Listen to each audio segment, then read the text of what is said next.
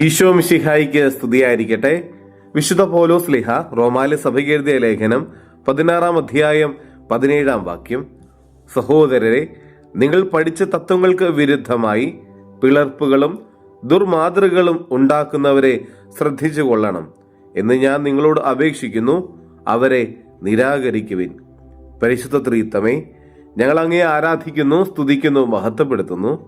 കർത്താവെ, ഇന്നത്തെ ദിവസം നീ ഞങ്ങൾക്ക് നൽകിക്കൊണ്ടിരിക്കുന്ന എല്ലാ കൃപകൾക്കും അനുഗ്രഹങ്ങൾക്കും സംരക്ഷണത്തിനും പരിപാലനത്തിനും ഞങ്ങൾ നന്ദി പറയുന്നു.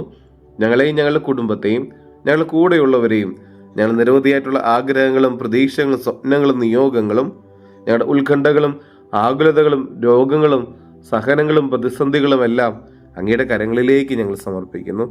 കർത്താവെ, നീ ആഗ്രഹിക്കുന്നത് പോലെ വിശുദ്ധ ജീവിതം നയിക്കാനുള്ള വലിയ കൃപ ഞങ്ങൾക്ക് നൽകണമേ. വചനം അനുസരിച്ച് വചനത്തോട് വിശ്വസ്ത പുലർത്തി ജീവിക്കുവാൻ ഞങ്ങളെ ഒന്ന് സഹായിക്കണമേ. കർത്താവെ, മറ്റുള്ളവർക്ക് ദുർമാതൃക കൊടുക്കാതെ മറ്റുള്ളവരെ നിന്നിലേക്ക് നയിക്കുന്നവരാക്കി ഞങ്ങൾ ഓരോരുത്തരെയും മാറ്റണമേ. സാത്താന്റെ കെണികളെ മനസ്സിലാക്കി മറ്റുള്ളവരുടെ ചതിക്കുഴികളെ മനസ്സിലാക്കി വിവേകത്തോടെ ജീവിക്കുവാൻ കർത്താവെ ഞങ്ങൾക്ക് കൃപ തരണമേ. നമ്മുടെ കർത്താവ് മിശിഹായുടെ കൃപയും പിതാവായ ദൈവത്തിന്റെ സ്നേഹവും പരിശുദ്ധാത്മാവിന്റെ സഹവാസവും നമ്മെല്ലാവരോടും കൂടെ ഉണ്ടായിരിക്കട്ടെ, ഇപ്പോഴും എപ്പോഴും എന്നേക്കും. ആമേൻ.